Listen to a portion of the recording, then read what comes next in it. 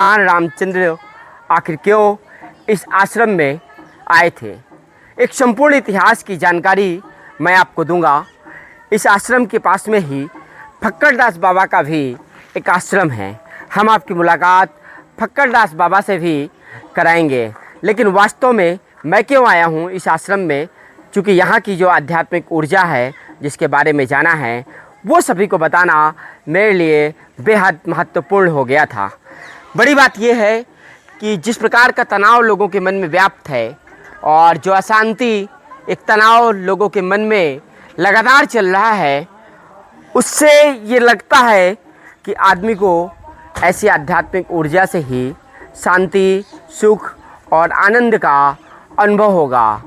तो अंत तक बने रहिएगा मेरे साथ और देखिए कि आखिरकार क्या विशेषताएं हैं।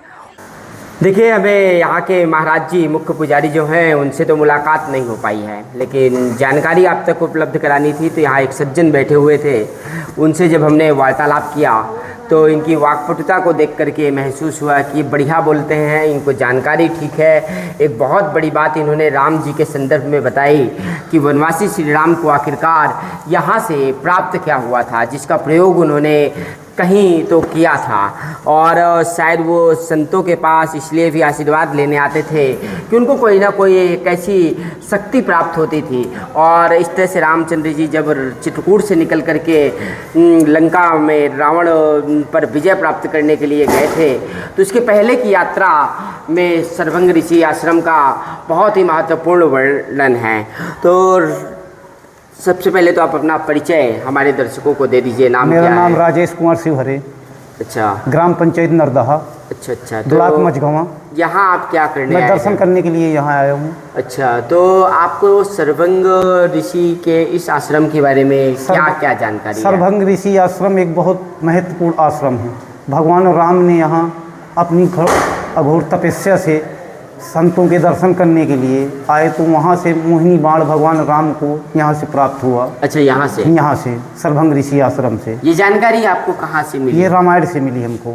अच्छा, रामायण पढ़ी है आपने? भगवान राम ने इस बाण को चलाया जब दंडक बन पहुँचे, जब खरदूषण और कृष्णा दोनों लड़ने के लिए आए, तो वो मोहिनी बाण छोड़ो कि सभी को राम ही राम दिखाई देने लगे। अच्छा। तो आपस में मारपीट करके मर गए। देखिए, हम उस कुंड के समीप आ गए हैं जिसकी विशेषता की वजह से ही ज़्यादातर लोग सरभंग मुनि के आश्रम में आज भी आते हैं। इस कुंड का ही वो आकर्षण है कि इसको देखने, जानने और ख़ुद को कहते हैं मोक्ष की प्राप्ति दिलाने के लिए लोग आते हैं।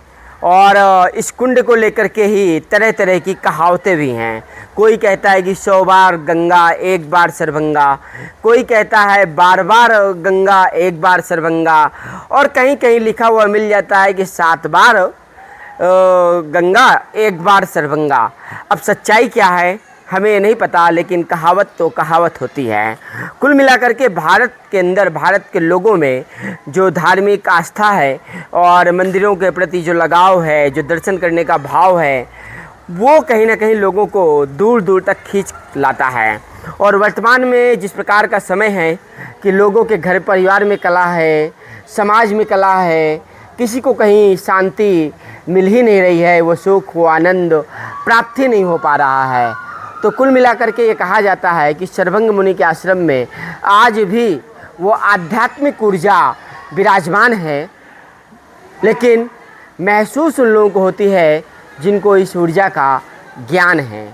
तो इस आध्यात्मिक और धार्मिक ऊर्जा के क्षेत्र में इस कुंड को आप नज़दीक से देखिए। आप कहीं से भी हमें देख रहे हो, आप चित्रकूट आएंगे तो चित्रकूट आकर के आप जब सतना की ओर आएंगे तो मझगवां के आगे चितहरा के पास जो एक चितहरा मोड़ पड़ता है, वहाँ से आप सरभंग मुनि आश्रम के लिए निकल करके आ सकते हैं। तो कुल मिलाकर के हमारे साथ यहाँ एक साथी भी हैं, इनसे हम जानकारी लेंगे कि आखिरकार इसका और क्या महत्व है। तो क्या महत्व है इस कुंड का, हकीकत क्या है, कहावत कौन सी सच्ची है? इस कुंड का महत्व है कि आदमी आता है, अपनी मनोकामनाएं मांगता है कुंड में, जलाभिषेक करता है, जलाभिषेक के बाद अपनी मनोकामनाओं को वो करने के बाद इसमें नहाता है। देश विदेश और भारत के लोगों को साफ तौर पर ये बताना चाहता हूँ कि ये जगह, ये आश्रम लगभग 4 लाख वर्ष पुराना आश्रम बताया जाता है।